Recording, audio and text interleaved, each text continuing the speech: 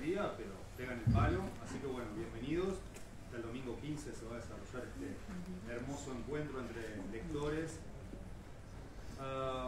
Y en el caso de hoy, martes 3, se presenta este libro, Ellos miran, reflexiones sobre la cuestión animal, cuyo autor ha tenido muchísima paciencia porque me consta que si no fue prepandémico, pegó en el palo. El libro, ¿cuándo lo arrancaron? Sí. Uf, imagínense. sé que, bueno, no, pero tanta responsabilidad no tenemos. A la editorial cayó en el 2020. Sí, o 21. O 21. No me pongas en esa aprieto. Así que bueno, gracias Jorge. Vos te vas a encargar de presentar a la troupe. Y si bien no es un libro polifónico, tiene un autor que es Jorge Fierro. Para quien lo ojee se dará cuenta que hay levante de todo tipo y color. Está plagado de bibliografía exquisita, crítica, mucho epígrafe capítulo a capítulo, incluso al cierre de capítulos también hay muchas citas de autores consagrados e ignotos. Y bueno, y gracias a los que participaron con el prólogo, con los epílogos y que lo acompañaron, porque me consta que no estuvo solo. Vos en la, menos cuarto, le hago señas. Gracias. Bueno, se alborotó el gallinero. La música amansa las fieras. Es un lobo disfrazado de cordero. Está todo el pescado vendido. Mató 2 pájaros de un tiro. ¡Sos un animal! Burro. Chancho. Bestia. Rata. ¿Qué es un animal? Según Malena Pichot, un animal es un ser carente de lenguaje. Los pollos son animales, las ovejas son animales, las vacas son animales, los cerdos son animales. Según Descartes, los animales no tienen pensamiento, ni razonamiento, ni alma, ni sentimiento. No sufren, no sienten calor, no sienten hambre, no sienten miedo, no tienen afectos. Me gustaría preguntarles si conocen libros que podamos leer sobre estos temas. Bueno, tenés El origen de las especies, de Charles Darwin. El manifiesto animalista, de Corinne Perullón. ¿Por qué amamos a los perros, comemos cerdos, usamos vacas, de Melanie Joy? Bueno, tenés este maravilloso libro de Jorge Fierro. ¡Eso!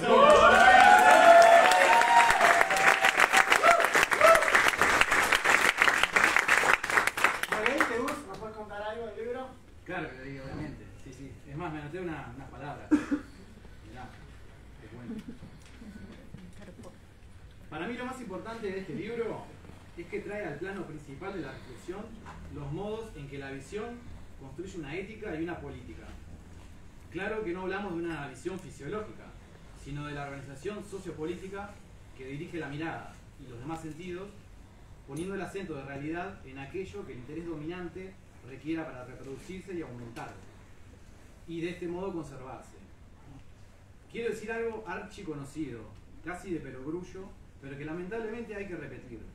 Las visiones de mundo influyen en cómo actuamos en ellas. Ahora recuerdo un libro, un manual de metodología de la investigación que leía cuando estudiaba sociología. Se llamaba Todo es teoría, objetivos y métodos de investigación, y fue escrito por Ruth Sautur. Retrospectivamente, no puedo estar más de acuerdo. Todo es teoría.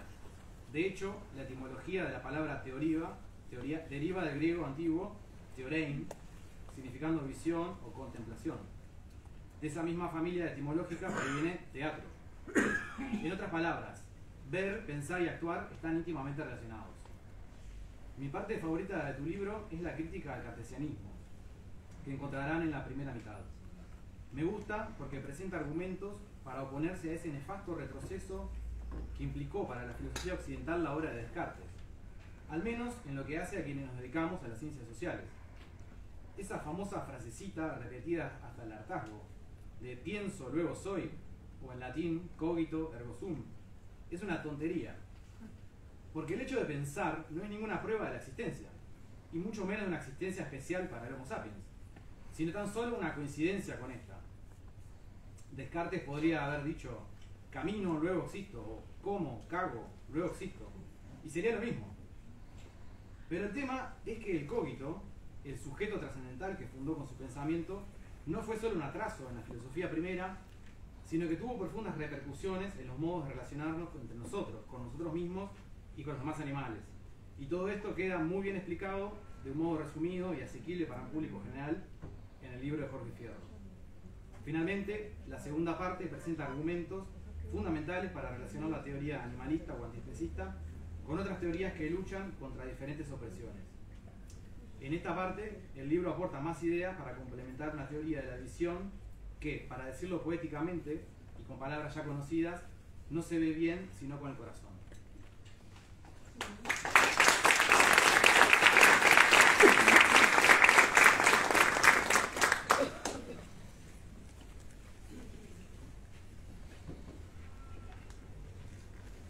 Nos tratan como ganado. Se murió solo, como un perro. Experimentan con nosotros como si fuéramos ratones de laboratorio. Hagamos un asado. Dale, yo hago las compras. Voy al Novillo Alegre. Sos un pura sangre. ¡Hijo de tigre! Macho alfa. Semental. Tomador. Argentina. Fantino se entera que el 5 de Boca es vegano y se escandaliza. El 5 de Boca tiene que desayunar carne cruda, dice. Publicidad en Estados Unidos. Un hombre compra milanesas de seitán. Como siente presión en la mirada del cajero, sale y se compra una camioneta Hammer. Carne sobre carne. La Coca Sarli protagoniza una escena donde es violada en un frigorífico sobre una media res. Carne sobre carne, le dice el violador. En el manual del macho de Coco Silly se propone salvarnos a los hombres de mariconeadas como las hamburguesas de soja y los pantalones chupinos. El matador de jabalíes Cavani, el pistolero Suárez y los gladiadores de salud, el Tony y el Chino. ¿Tienen idea de algunos libros donde se pueda leer sobre este tema? Uno, por ejemplo, La política sexual de la carne de Carol Adams. También puede ser La ética animal, una cuestión feminista, de Angélica Velasco. También tenés Confesiones de una devoradora de carne, de Marcela Yacu. ¿Y cómo es el libro que se presentaba hoy? Ah, Ellos miran, de Jorge Fierro.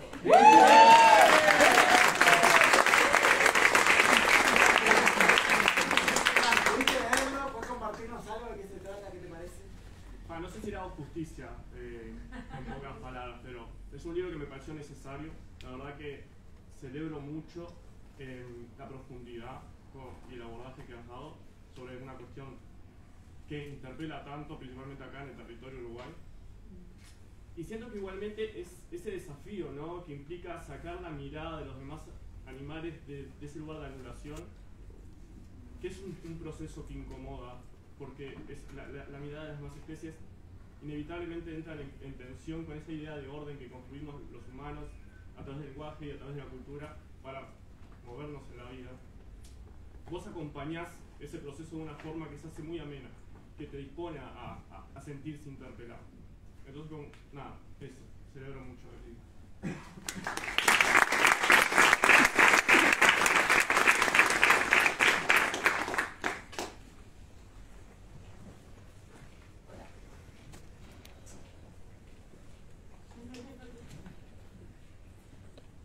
Gata.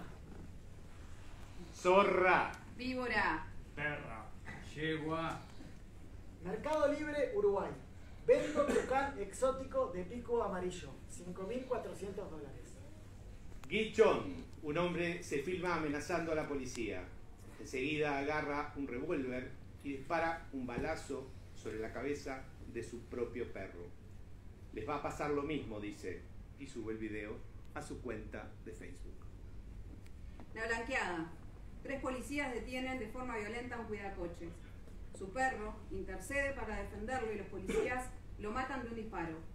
Miralo cómo sufre, le dicen. Después te toca a vos. El perro se llamaba Compa. Puerto de Montevideo. Uno de los 9.000 novillos que son subidos a un barco se escapa. Corre mientras varios camiones lo persiguen. Los trabajadores finalmente lo atrapan y lo vuelven a embarcar. Uno de los videos que se viralizó iba acompañado de la música de Benny Hill. La nota no señala hacia dónde iba el barco ni el novillo. Pocitos. Una veintena de perros fueron abandonados en un apartamento luego de que las personas que vivían en el lugar se mudaran. Estaban enjaulados y sin alimentación. 4 ya habían fallecido cuando fueron descubiertos. Consulta, ¿se te ocurren algunos libros para recomendar para leer sobre este tema? de filosofía, Jacques Derrida, El animal, que luego estoy siguiendo. Liberación animal, de Peter Singer. Te recomiendo En defensa de los derechos de los animales, de Tom Regan. A mí se me ocurre uno. Ellos miran, de Jorge Fierro.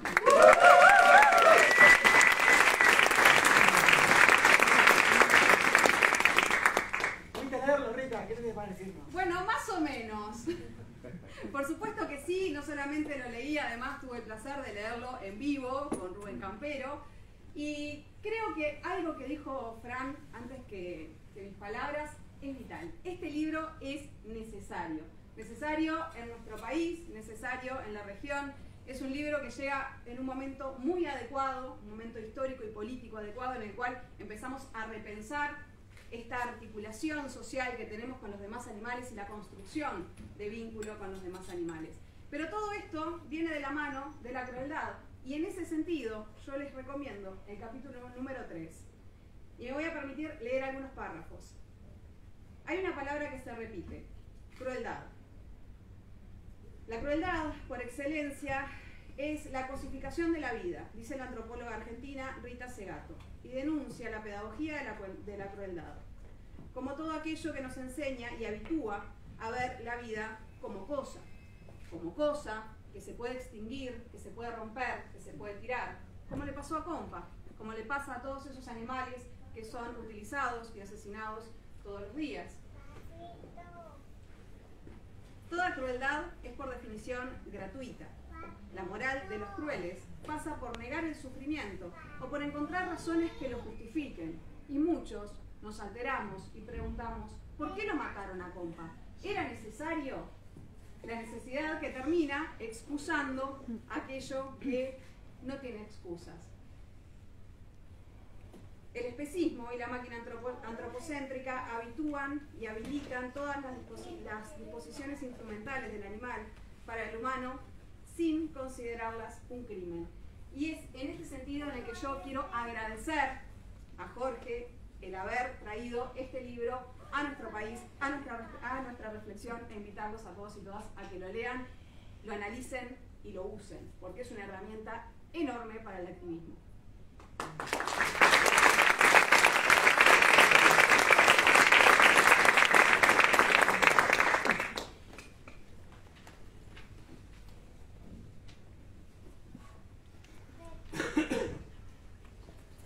El Uruguay se hizo a caballo. El caballo es como de la familia.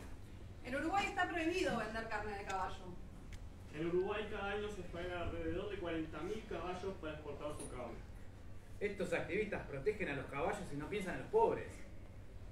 El caballo, cuanto más loco está, más disfruta de la jineteada. Las jineteadas son tradición, son cultura. Solo este año, en la criolla del Prado, 48 caballos debieron ser asistidos por las heridas sufridas. Uno de ellos murió el primer día. En un comunicado oficial, la Intendencia de Montevideo reitera su compromiso de continuar año a año profundizando todas las medidas a su alcance en clave de prevención, cuidado y protección animal. ¡Liberación animal!, gritan los activistas, y la Intendencia la sigue organizando. La blanqueada. Hinchas de Peñarol prendieron fuego a una gallina viva. San José, productores rurales, ataron a 2 perros a una camioneta y los arrastraron por la calle hasta que murieron. Los sujetos fueron escrachados en las redes. Uno de ellos se suicidó. Santa Lucía. 2 veterinarias cobraban una módica suma por realojar perros y gatos, pero lo que hacían era matarlos y tirar sus restos en un descampado. José Ignacio. Un hombre le apostó a otro un asado. Perdió la apuesta y le tiró el ganador un cordero desde un helicóptero. Quienes filmaron la escena se rieron. El hombre fue investigado por violar las normas de aviación. Una jauría de perros atacó a un conjunto de ovejas.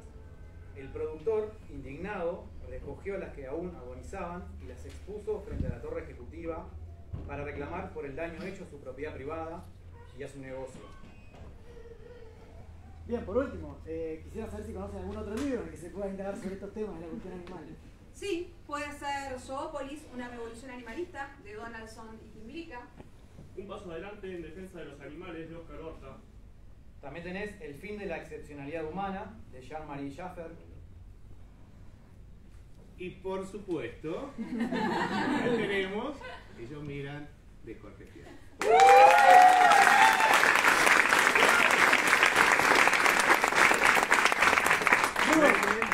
Sos el primer lector del libro. Soy el primer lector del libro, ¿Qué te que parece? lo prologué. Realmente, bueno, tendría muchas cosas para decirlo, para decir sobre el libro, pero me centraría en el título, de alguna manera, en esto de la mirada, ¿no? En este ejercicio tan difícil, que un poco es verdad, lo hace Derrida, pero vos lo amplificás, lo complementás, lo documentás de una manera maravillosa. ¿Qué pasa cuando empezamos a considerar a un otro como una agencia para que nos mire? ¿Qué desapropiaciones de alguna manera empezamos a sentir cuando dotamos, no es que dotemos, sino que reconocemos de alguna manera cierta agencia en esos otros que cosificamos, que anulamos, que invisibilizamos? ¿Y qué empieza a pasar entonces en esas lecturas cuando nos dejamos mirar? ¿Qué desnudeces, siguiendo un poco a Derrida, empiezan a aparecer cuando nos dejamos mirar?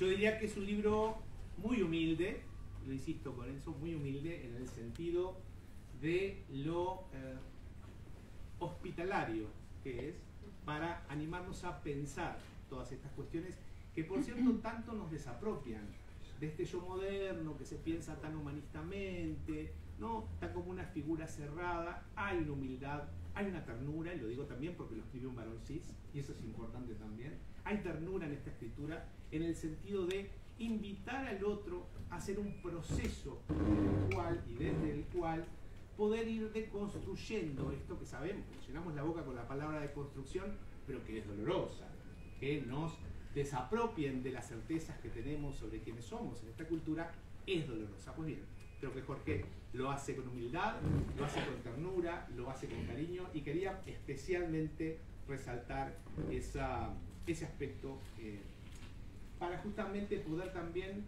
empezar a dar sentido político a los aullidos. Creo que es un libro, y con esto termino, que de alguna manera logra empezar a politizar el foné, y no solo los logos, no solo el conocimiento, sino que también los ruidos, los chillidos, ¿no? Los distintos sonidos que los animales emitimos, empecemos también a dotarles de un sentido trascendente, de un sentido político y de un sentido ciudadano. Así que Ellos miran, realmente vale la pena leerlo por esa humildad y por esa hospitalidad.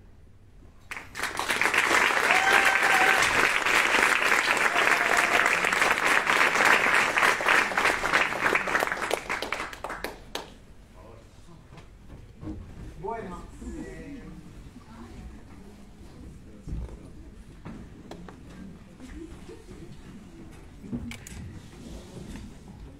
ahora sí con el micrófono. Muchas gracias a todas y a todos por venir. Nos quedan como 20 minutos, creo, una cosa así, que la idea es, si aparecen preguntas o comentarios que quieran hacer, hacerlos. Y mientras tanto, yo quería hacer agradecimientos y una invitación así a mis colegas acá de la mesa, a que cada uno cuente un poco cómo se ha ido relacionando con esta temática, con esta sensibilidad. En mi caso, hoy pensaba, y me hice como un punteíto de 3 cositas, y una sería, en mi infancia, fue muy importante para mí, para mi familia, allá está mi hermana, tener perros desde chico y sobre todo aprender lo que es como el duelo de la muerte de un perro, que es un ser muy querido. Y mi madre me recordaba el otro día que cuando éramos niños, en la televisión abierta, creo que en Canal 10, estaban pasando un programa que agarraban unos chanchos y jugaban a tirarlos contra un alambrado, y parece que mi hermano y yo nos pusimos a llorar de una forma desacatada, y mi madre llamó al canal de televisión y pidió que bajaran el programa. Según mi madre, bajaron el programa. Episodio número 2. Mi primer mail es Jorge Punker, así que tengo un pasado así medio panquillo, y ahí conocí gente como vinculada como al mundo del anarquismo, que en los toques desplegaba una mesa llena de volantes que fueron absolutamente impactantes para mí. Quizás hasta ahí nunca hubiese pensado de dónde salía lo que comía. Y por último, tercer episodio, es cuando estudié filosofía en la Facultad de Humanidades, que me pasó una cosa medio extraña, no sucedió en el mismo momento, pero lo cuento como si fuera en el momento, así queda mejor. Es que en una clase se estaba hablando del consecuencialismo o el utilitarismo, que es como esta corriente filosófica que considera que actuar de forma correcta es hacer lo que genera más placer y hacer disminuir el sufrimiento, que es un poco una corriente filosófica que termina derivando en ese libro que es Liberación Animal de Peter Singer. Y ahí la profesora dijo que contó eso y dijo que la cuestión animal era un tema como muy de moda, que se investigaba mucho, pero era como una moda pasajera. En la facultad, en la carrera de filosofía no se estudiaba este tema. El otro día Rita dio la primera charla sobre esto en la historia de la Facultad de Humanidades. Y del lado de afuera, en un recreo, en un momento vi una chica que fue a tirar un cigarro en el contenedor, algo que no se tiene que hacer. Pero cuando abrió el contenedor, descubrió que había una bolsa adentro que se movía. Y entonces se dio que eso era un problema y sacó la bolsa y había un perro dentro de la bolsa. Un perro que estaba envenenado y se estaba muriendo. Y nada, ahí llamamos como un veterinario. Pero fue como un contraste interesante y una cuestión como así, una aplicación de la filosofía vuelta bien práctica. Así que esa es un poco mi historia de cómo me fui relacionando con esto. Y les paso la palabra y también si alguien quiere hacer un comentario, levantar la mano, pregunta, re bienvenida. No tenemos mucho rato, 20 minutos.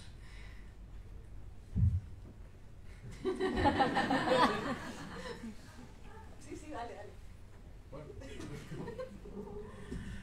Bueno, en mi caso, el vínculo, o sea, el acercamiento a la ética animal y bueno, a una ética estética antiespecista, no vino por el lado de la sensibilidad, la verdad, no vino por el lado de la mirada.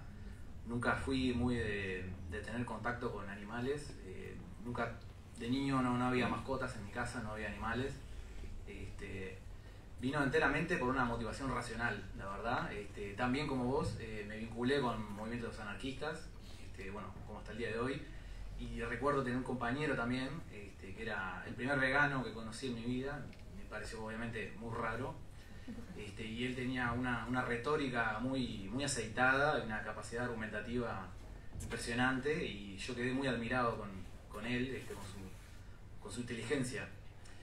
Y bueno, todo el tiempo teníamos discusiones, yo intentando de como refutarlo y como que siempre me las ganaba, ¿viste? Maldito enano, era más bajo que yo todavía. Y bueno, y a partir de eso, y también con el movimiento anarcopunk y con lecturas, sobre todo yo ya estaba vinculado a las ciencias sociales, ya era estudiante de sociología y bueno, siempre me motivó la lectura, la escritura. La ética en particular, y bueno, y acompañado con algunas lecturas, les recuerdo Liberación Animal de Peter Singer, que es como una biblia en todo esto, y bueno, y aparte después de a poco ya fui vinculándome con el activismo propiamente dicho animal, y recién después, años después, tuve contactos con animales y pude ver la mirada y dejar de interpelarme. Y bueno, recuerdo a mis gatos, Narqui, Eros y Libertad. También tuve la oportunidad de adoptar a una cerda, que bueno, fue un episodio también, un año, estuvo conviviendo conmigo, me destrozó toda la casa, todo el terreno, hasta que fue muy grande y fue una cerda rescatada, obviamente, y bueno, creció mucho, era inmanejable, no se podía mantener y ahora está en otro refugio. Y bueno, ahora también está Yin y Yang, el gallo y la gallina, y la coneja Fernández. Así que bueno, siempre estuve... Y pensar que, claro, desde niño me acuerdo, yo mataba palomas, y las comía, tenía chumbera, éramos el terror del barrio, todos los adolescentes cazando palomas. Bueno, no sé, por ahí no sé si respondo tu pregunta. ¿Qué te decía tu mamá? Que iba a llamar a la policía.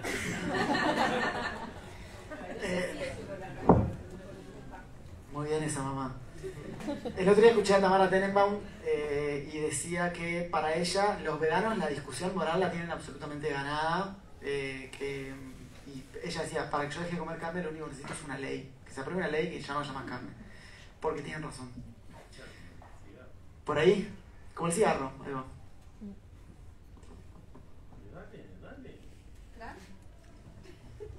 Yo ya conté en el libro un poco, si quieren leer el proceso.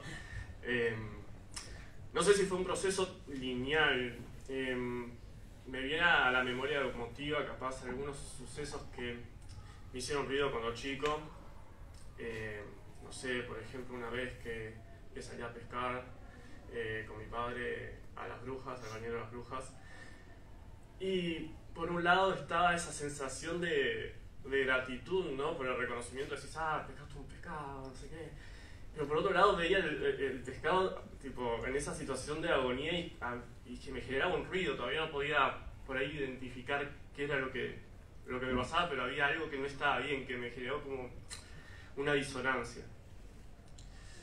Después, algo por ahí más concreto que sí que me pasó fue cuando, bueno, estaba en el liceo en inglés y estábamos dando, creo, palabras homófonas.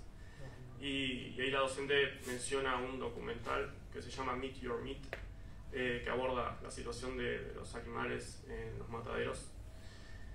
Y yo en ese momento, bueno, nada, adolescente, con un montón de dudas existenciales, me detuve mucho a indagar en eso, ¿no? Al hecho de que consumimos animales, que es una realidad que está ahí, pero no es tan obvia. O sea, vemos el pedazo de carne y la abstraemos completamente del animal que hay detrás.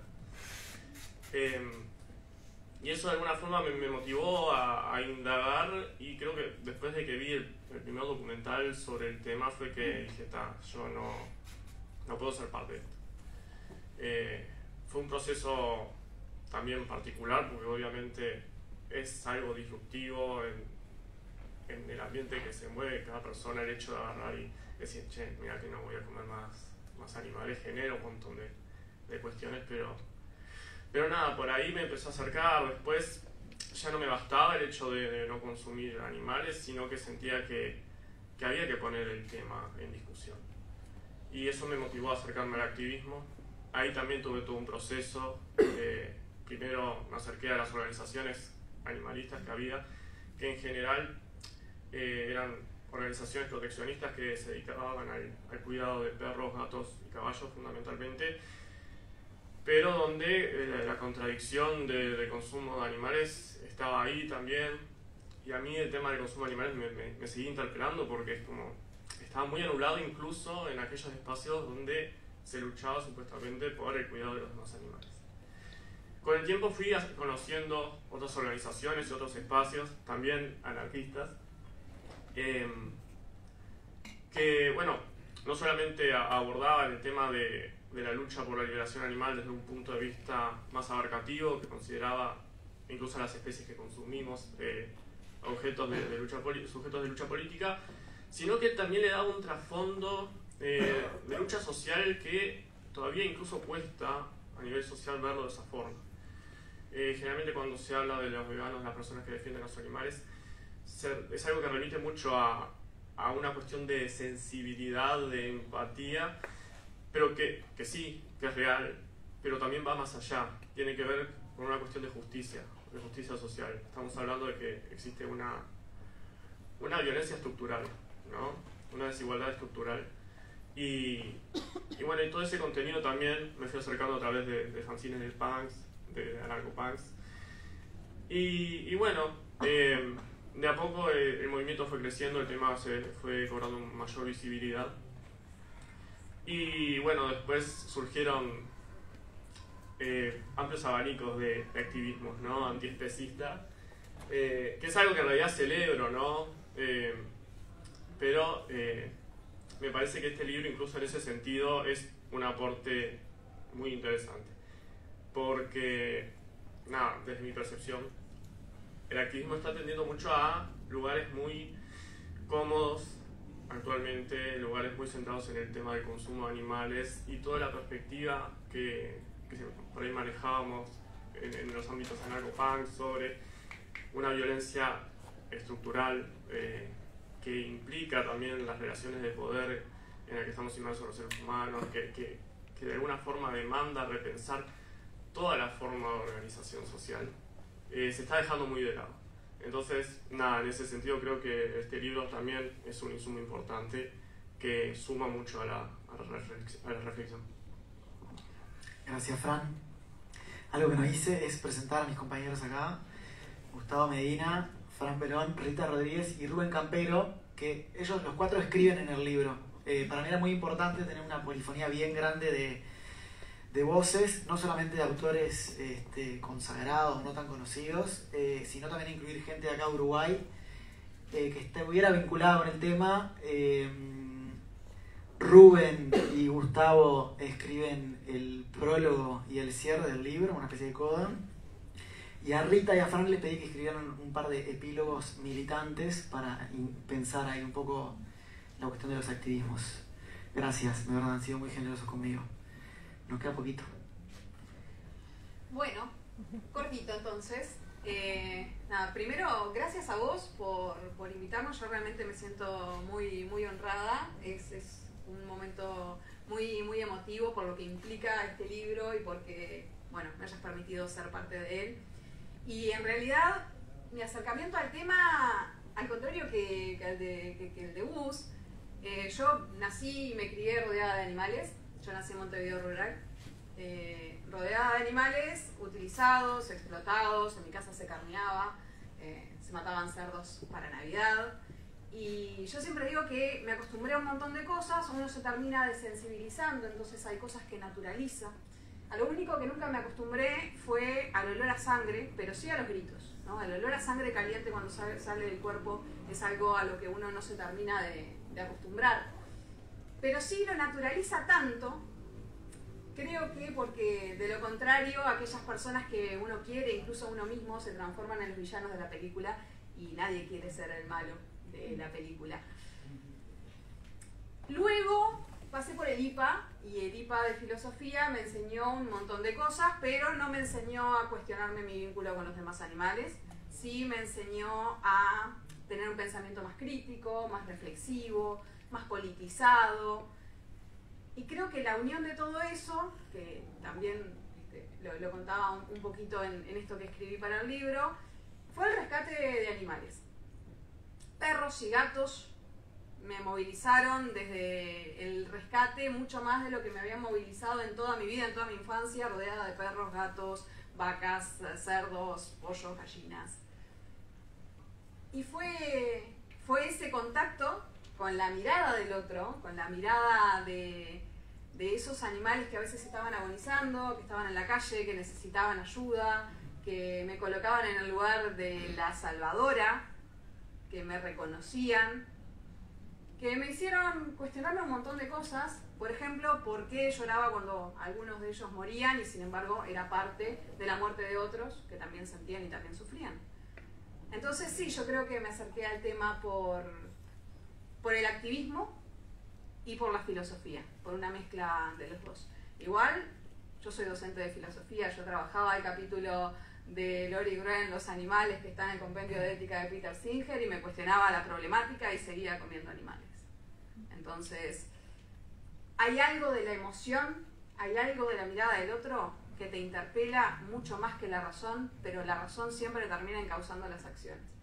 Entonces, bienvenidos sean todos los relatos y todas las reflexiones de este libro, y quizá en alguno de ellos alguno encuentre también ese clic que nos ayude a dar ese paso, ya sea hacia una convivencia más amorosa con los demás animales o a trabajar para una sociedad más amorosa, porque no solamente se trata de nuestras acciones, sino también se trata de motivarlas, y vaya que si este libro motiva. Gracias.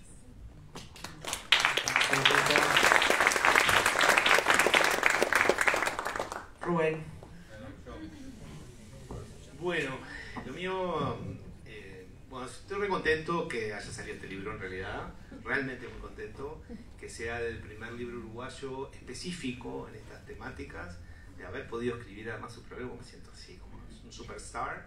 Si bien yo vengo de las cuestiones vinculadas con sexualidad, con género, hace muchos años trabajando, me siento muy contento de estar también metido en estos temas, vinculados sobre todo a las interseccionalidades, que es donde me siento más cómodo en ese plano. ¿Cómo llegué yo acá? Yo desde el 2014 más o menos, en realidad. No, lo mío es una historia muy burguesa y citadina, muy clásica, de cómo la antrozoología describe por qué razón hoy nos importa tanto el vínculo con los demás animales, que tiene que ver justamente con las grandes urbes, y en donde entramos a convivir con otros animales de una manera mucho más estrecha. En 2014 y 2015 llegan a mi vida dos seres que me destrozaron la vida, literalmente, pero en el buen sentido lo estoy diciendo, por eso estoy acá.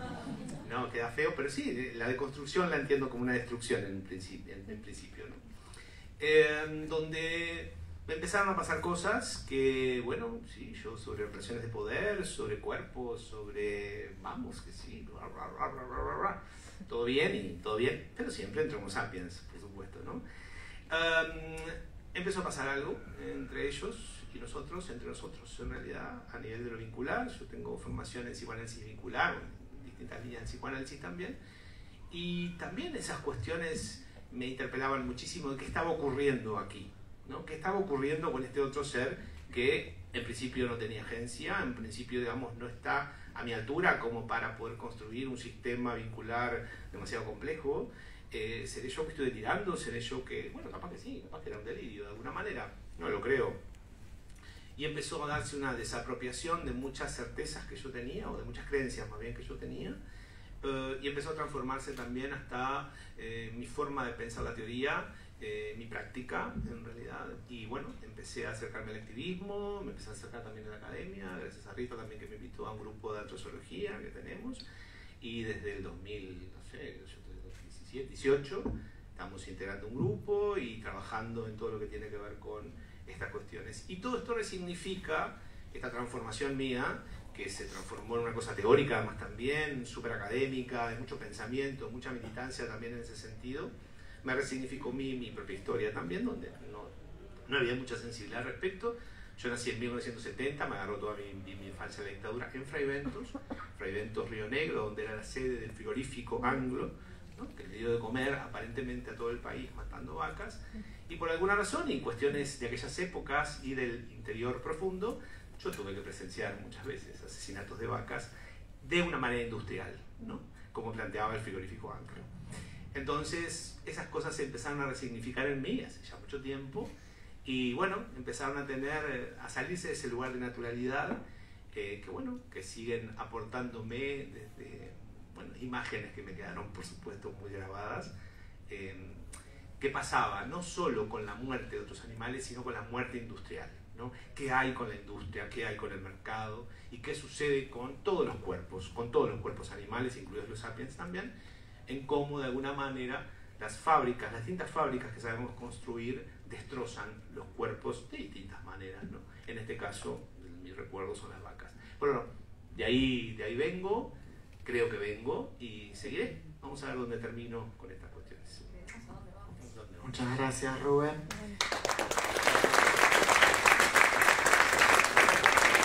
Bueno, esta película tiene que ir terminando por ahora. Quiero hacer unos créditos ahí de agradecimiento. Primero a Martín de UM. Muchas gracias, Martín. Dentro de UM también Marcela, Mariel, Tamara, Lucía, que hizo el diseño de la tapa increíble. Obviamente a Rubén, Rita, Fran, Gus, muchas gracias, de verdad han sido muy generosos. Quiero recordar también a Gabriel Lagos y a Fede Los Santos de la revista Lento, que fue el primer texto que escribí sobre este tema, me lo pidieron para ahí. Hay una versión de ese texto en el libro que está actualizada. También agradecer a la Casa de Filosofía, que también hizo un curso ahí de ética y animalidad o algo así. Fran fue, vos fuiste también. Y nada, y gracias a ustedes por venir. Siento que esto es casi como un cumpleaños para mí. Hay amigos míos del cine, de la facultad, de la escuela, de la literatura, no sé, de todos lados, colegas amplios. También quiero agradecer a Silvia Corte, que ha sido la voz de la sabiduría en muchos casos acá para mí, Silvia es etóloga, hay que leer a los etólogos, hay que leer a los científicos. Ella fundó este espacio de antrozoología, me invitó y yo fracasé, no fui casi, fui un día o dos. Y nada, ahí a Lucía Germano por la Feria del Libro, está divina, vamos arriba. Y estaría divino si alguien quiere terminar con alguno de ustedes hablando, diciendo algo. Alguien que se anime. Yo tengo una pregunta. Bien, dale. Estaba viendo cuándo era el momento. Me quedó resonando una frase cuando dijo el compañero de que en el tema vegano, con ese tipo de debate, ellos tienen la razón. Me quedé pensando en el porqué. El debate lo tienen ganado, la frase esa, ¿no? La de Tamara Tenenbaum. Sí, teniendo en cuenta de que la moral es básicamente una construcción humana y una cuestión de perspectiva sobre el hecho de la lucha del bien y el mal, ¿no? Sí, está bien, está buena la pregunta. Ninguna de las corrientes filosóficas que yo leí inventa una ética particular para los animales. Yo no conozco eso. Lo que quiero decir es, todas las éticas que empiezan a preguntarse qué está bien y qué está mal en relación con los humanos, principalmente con los humanos subordinados, las personas con algún tipo de discapacidad, los niños, las infancias, las vejeces, las locuras, las personas trans, todos los que empiezan a pensar en eso, en un momento dicen, pero si yo tengo que considerar a este tipo de ser humano, que no es lo que entendemos como un ser humano normal, eso quiere decir que tengo que incluir como mínimo al resto de los mamíferos. Por eso un poco es la idea de la discusión ética o moral está ganada. Se puede salir de la discusión moral y perder esa discusión, entrar por ejemplo en el campo de la discusión económica, o si se quiere en el campo de la discusión ecológica. Ahí el debate es grande, amplio y arduo. No sé si o de la salud también, ahí también entra un debate. ¿Te respondí un poco? Sí, ahora no sé. Algo así. Bien. ¿Alguien más? Tenemos que ir cerrando. Allá.